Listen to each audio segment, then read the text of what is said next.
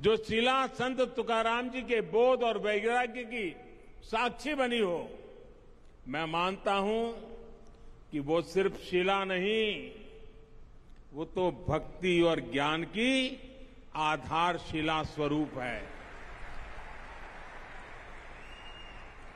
देहू का शिला मंदिर न केवल भक्ति की शक्ति का एक केंद्र है, बल्कि भारत के सांस्कृतिक भविष्य को भी प्रशस्त करता है।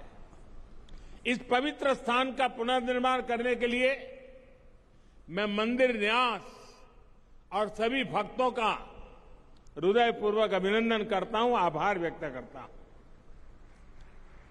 जगतगुरु संत तुकाराम जी की गाथा कहा था, जिन्होंने संवर्धन किया था, उन संताजी महाराज जगडाणे जी, इनका स्थान सदुम्बरे भी पास में ही है। मैं उनको भी नमन करता हूं। साथियों, इस समय देश अपनी आजादी का अमृत महोत्सव मना रहा है। हमें गर्व है कि हम दुनिया की प्राचीनतम जीवित सभ्यताओं में से एक है। इसका श्रेय अगर किसी को जाता है तो भारत की संत परंपरा को है, भारत के ऋषियों मनीषियों को है। भारत शाश्वत है क्योंकि भारत संतों की धरती है। हर युग में हमारे यहां देश और समाज को दिशा देने के लिए कोई न कोई महान आत्मा अवतरित होती रही है। आज देश संत कबीरदास की जयंती मना रहा है। ये संत ज्ञानेश्वर महाराज, संत निवृत्तिनाथ महाराज, संत सोपन देव और महान आदिशक्ति मुक्ताबाई जैसे संतों की समाधि का 725वां वर्ष भी है।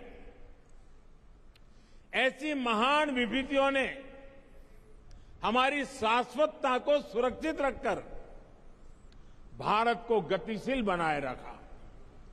संत तुकाराम जी को तो संत बहिणाबाई ने संतों के मंदिर का कलश कहा है। उन्होंने कठिनाई और मुश्किलों से भरा जीवन जिया। अपने समय में उन्होंने अकाल जैसी परिस्थितियों का सामना किया। संसार में उन्होंने भूख देखी, भूखमरी देखी। दुख और पीड़ा के ऐसे चक्र में जब लोग उम्मीद छोड़ देते हैं, तब संत तुकाराम जी समाज ही नहीं बल्कि भविष्य के लिए भी आशा की किरण बनकर उभरे। उन्होंने अपने परिवार की संपत्ति को लोगों की सेवा में समर्पित कर दिया। ये शिला उनके उसी त्याग और वैराग्य की साक्षी है।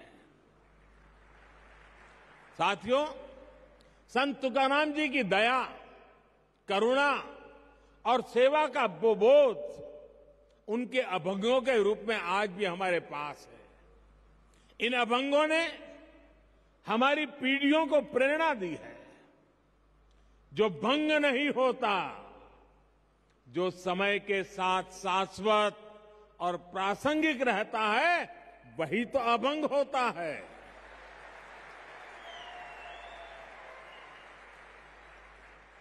आज भी देश जब अपने सांस्कृतिक मूल्यों के आधार पर आगे बढ़ रहा है, तो संत तुकाराम जी के अभंग हमें ऊर्जा दे रहे हैं, मार्ग दिखा रहे हैं।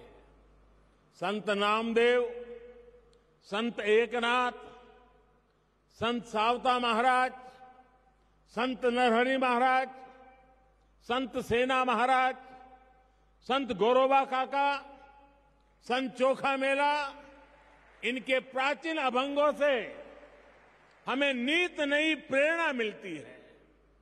आज यहां संत चोखा मेला और उनके परिवार द्वारा रचित सार्थ अभंग गाथा के विमोचन का भी मुझे सौभाग्य मिला है। इस सार्थ अभंग गाथा में इस संत परिवार की 500 से ज्यादा अभंग रचनाओं को आसान भाषा में अर्थ सहित बताया गया है।